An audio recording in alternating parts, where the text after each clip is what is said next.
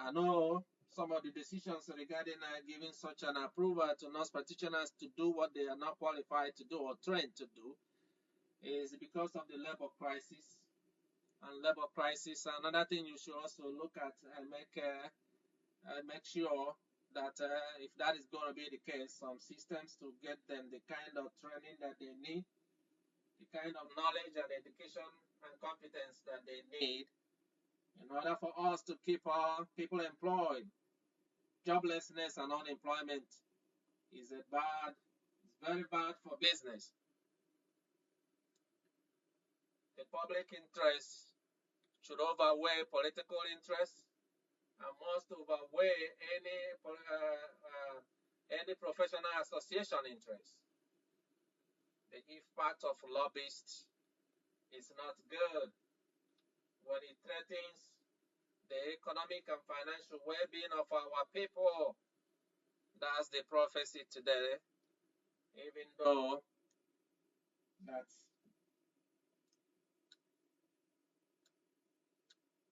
going back to what we are here today. In today's service, we are concluding the retreat that we and the Lord had decreed for us and for our church, that for days and weeks you've had less of me, and we have done much of prayers, and especially being able to pray in silence. Prayers in silence is very important, and our church is different from a lot of our churches and most churches. That in our church we bring God to humanity, so that you see that God cares about what you are doing, cares about how you are living your life, cares about what's going on around you. God cares about your pains and your suffering, those challenges and difficulties you encounter in your life. And the Lord calls us again in this particular point in time about how you approach God. How do you approach God in your life? If you still believe there is God, as we know, they are created impression there is no God, and the behaviors of some people who are supposed to be leaders of the church have made a lot of people angry and upset that they turn their back on churches and turn their back on God. So rather than going out to the rest of the world to win the souls and bring the children of God to the Lord, and then the children of the Lord are driven out of the church because of the things that the leadership of the church are doing, the kind of false teachings that they are professing. They aggravated the children of God and they drove them away. Even though the commandment of the Lord is that parents must not aggravate the children and drive them away, exasperate them. It is by love that you draw them near. By the truth you shall nurture them, not by false teachings or false worship. You hear a lot of stories these days, and the Lord has spoken about that. All kinds of idol worship that take place in places that people say is a place of worship for God. So we have spoken a lot about that. But also now in the praise and worship that we were talking in this particular retreat about what is actually a worship, what is the best way to worship.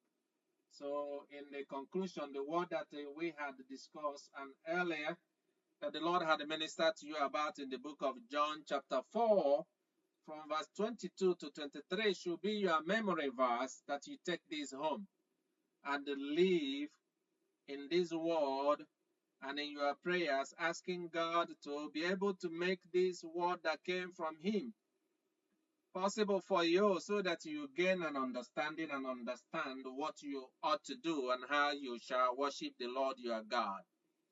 For Jesus Christ speaking in the revelation that He gave to us through John in chapter 4, 22 to 23, And he told them, you Samaritans worship what you do not know. We worship what we do know, because salvation is from the Jews. But a time is coming, and even now has arrived, when the true worshippers will worship the Father in spirit and in truth. For such people, the Father seeks to be his worshippers. For such people, the Father seeks to be his worshippers. And who are such people? Those, the true worshippers, that will worship the Father in heaven, in spirit and in truth. A lot of people today, majority of the people, are worshiping God in the physical, in the flesh. What? Materialism.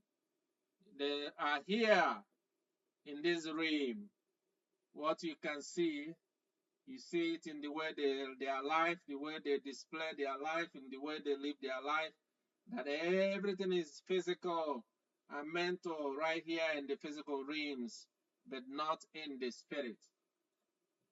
I know we have spoken about worshiping. What is it like? What is it like?